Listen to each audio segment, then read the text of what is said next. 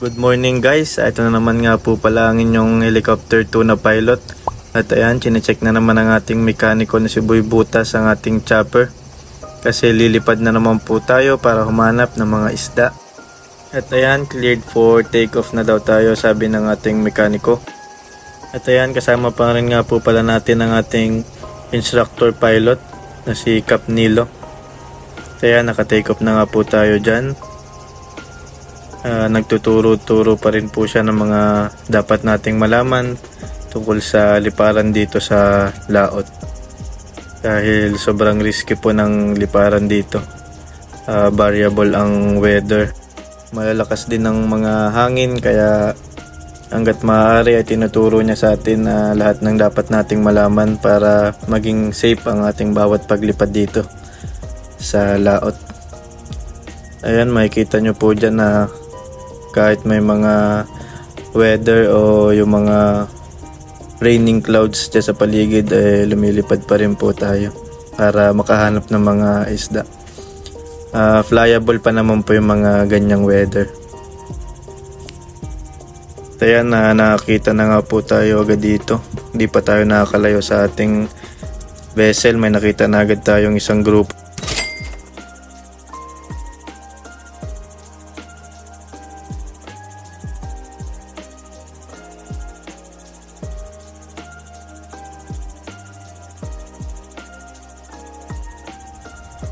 Ayan, ganyan po ang itsura ng mga group of fish pag nakikita natin dito sa taas. Ayan, pumuputi-puti na siya. Mukhang maganda rin to guys na mapaaryahan natin sa ating motherboat. At dahil kita na rin naman yun ng ating mga lookout na nasa barko, hanap-hanap pa tayo ng ibang grupo na baka sakali na meron pa mas maganda doon sa grupo na nandun. Yun ang uunahing puntahan ng ating motherboat.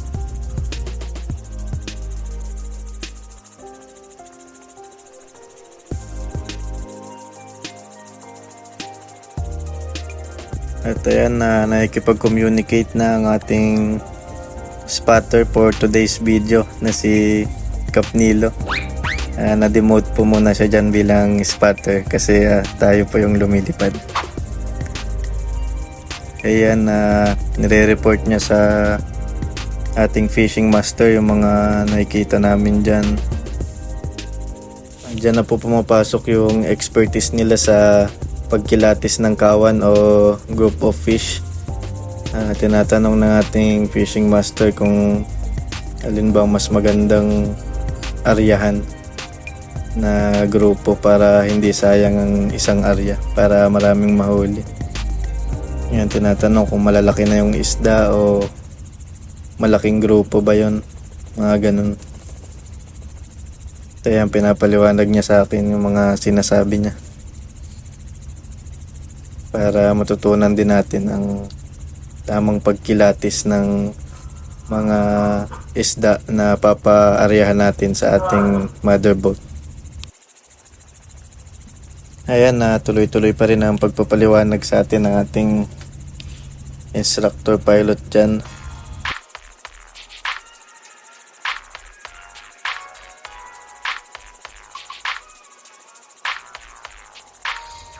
At ayan, nandyan na tayo sa mga clouds. Enjoy na enjoy tayo dyan pag dumadaan tayo sa mga ganyang clouds. Pero yung maninipis lang yung pwede nating lapitan ng mga clouds, kasi yung mga malalaking mga ulap na malalakas na yung hangin dun, kaya hindi natin dapat puntahan yung mga ganun. Pero pag ganyan, okay pa naman.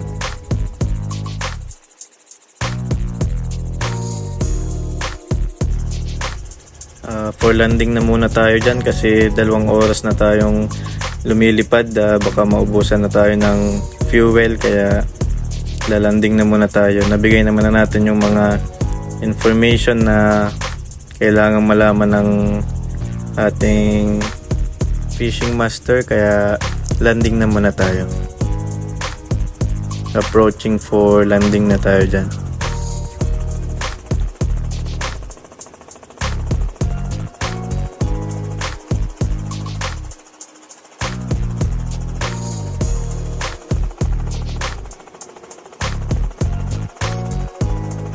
At kung mapapansin nyo dyan na kahit tumatakbo yung ating vessel lumalanding tayo kasi sayang yung oras kung titigil pa sila para lang makalanding tayo. Sayang yung oras, dapat maabutan nila na maganda yung labas ng isda para mahuli. Ayan.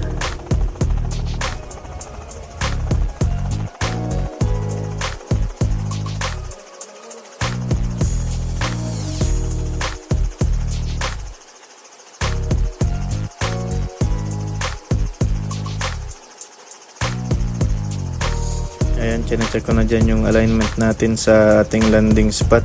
Dapat safe yung ating buntot dun sa mga hazard sa likod tulad nung drum ng gasolina at yung mga antena dun.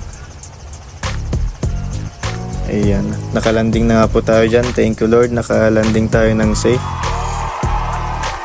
Ayan, kinukuha na ng ating mekaniko yung pantali. Kailangan maitali agad yung chopper para safe na ito at para maiwasan na mahulog. At ayan, Maria na nga po sila.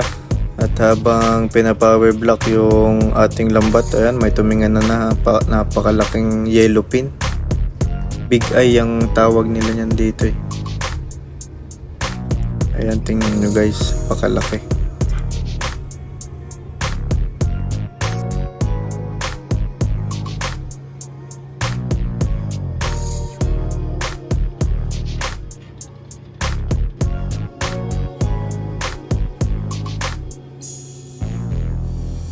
At ito naman guys, yung medyo maliliit.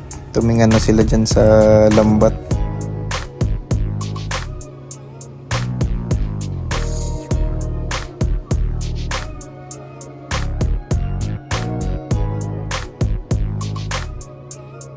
At ayan din pala ang ating kasimanging isda oh, Cap Nilo.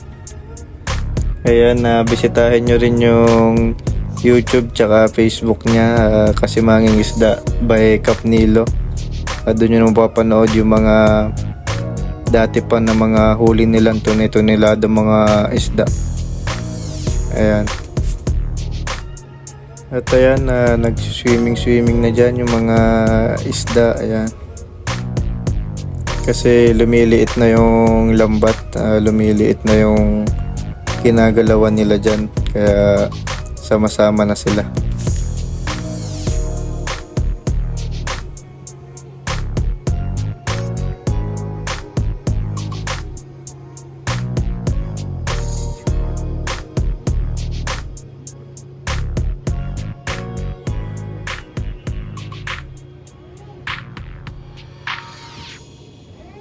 Ayan, tuloy-tuloy pa rin ang pagpagpag ng mga tuminga na isda sa lambat. Ayan.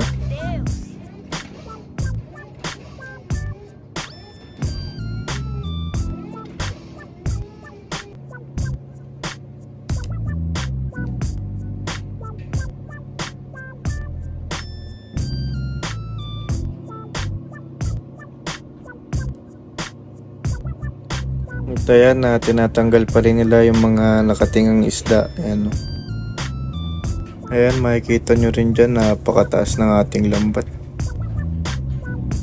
Napakahaba.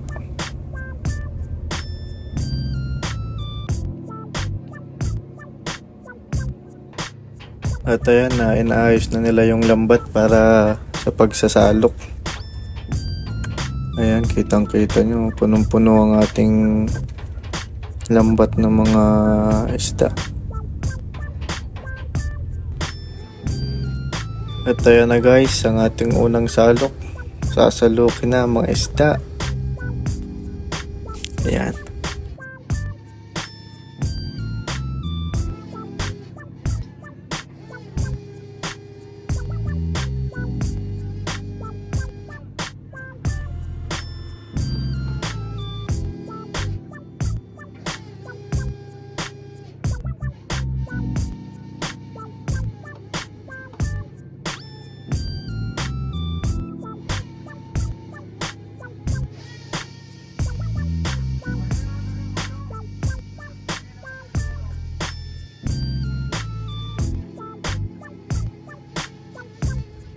Yun no, halos mapuno ang ating salok.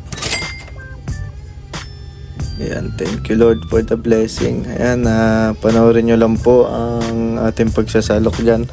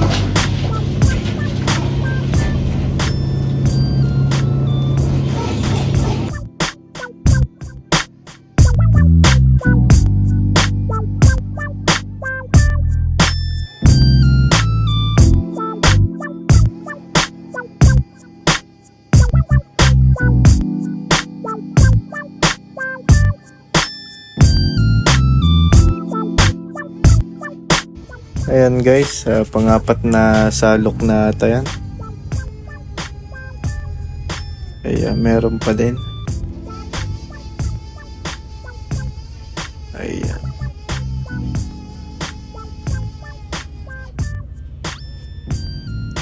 Meron pang naipit oh. Kawawa naman yung isang isda na yan. Naipit siya.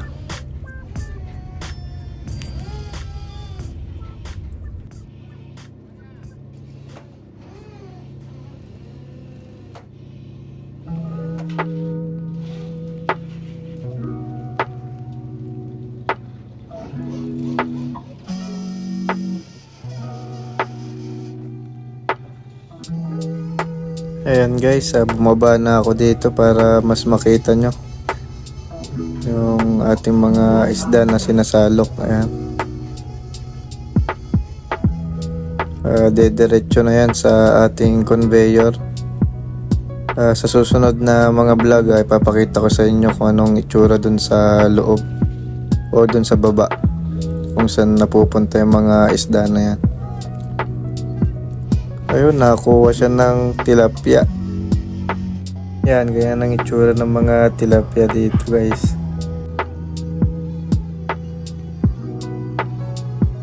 Ayan, pang ilang salok na yan guys, pero halos mapuno pa rin yung salok natin. Hanggang dito na lang muna tayo guys. Thank you kung nakaabot kayo sa part na to ng panonood. Please like, share, and subscribe para mapanood nyo pa yung mga next vlogs ko. Thank you guys. Keep safe.